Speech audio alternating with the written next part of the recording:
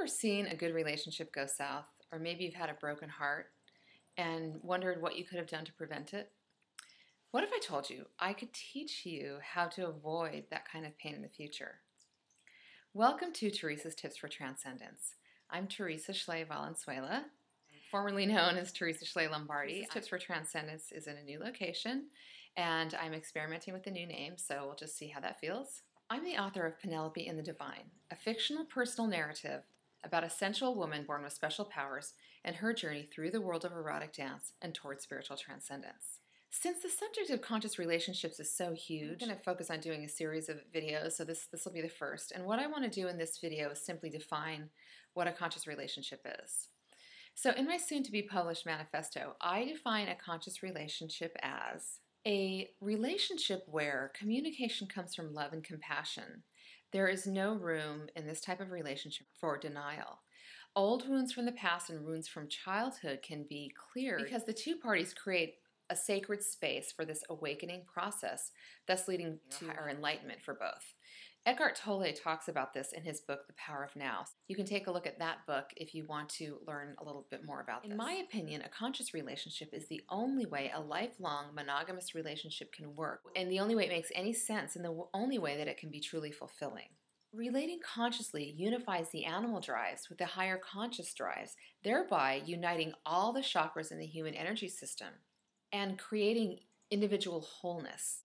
An individual committed to their own wholeness and healing has the best chance of being happy in any relationship, especially a committed monogamous romantic relationship. So what the heck does all of that mean anyway?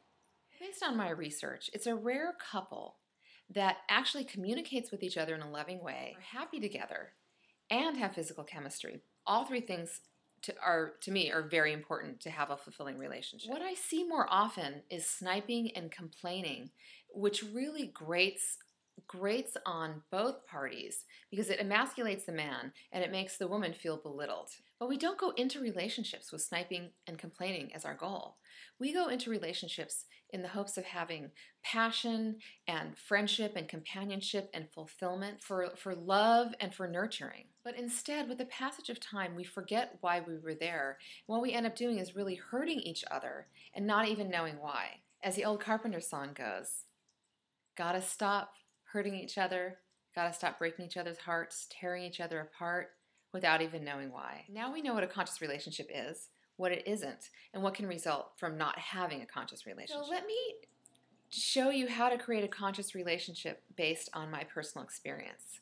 Part of what makes me a pseudo-expert on this is just all the mistakes that I've made. And I know really what not to do, and so that gives me great insight into what to do. And I've had success using a few techniques, so I want to teach one to you. This is a situation that happened a few months ago. I was having some communication with this person, and something that they said, I felt horrible after something that they said. And my first response was, how dare they? And they acted like they cared about me, but they clearly don't. And why are men so insensitive? And, what a jerk. And all this like stuff. And honestly, it felt horrible. And then all this stuff was going on. And I said, wait a minute, what's happening here? Because I realized that the reaction that I was having had absolutely nothing to do with their production or operation in the world. They're just doing what they're doing. And I'm having this reaction over here. And there's no connection between the two. So then I said, okay, what am I actually feeling? What's really going on inside of me? And I did have to take a little bit of time to examine my feelings and sort of give them a name, qualify them. And what came up for me was a huge fear. So by really examining and taking apart, it really broke into smaller chunks, and I was able to just see that there were just some feelings involved here. Feelings are transitory. Emotions are transitory. They come and go. I was having an emotion about it. I realized it was just my emotion. I could either say something or not. At this point, I did choose to say something, but at that point, it was no big deal. But the great part about this was that by examining what happened and taking responsibility for my own feelings, I was able to look at them with a lightness and joy that wasn't there before we had this communication.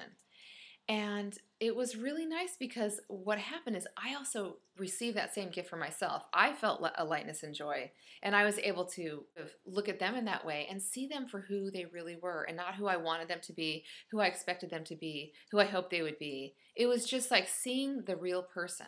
You know, it allowed me to just release what I was feeling and approach the situation completely differently with an expanded space.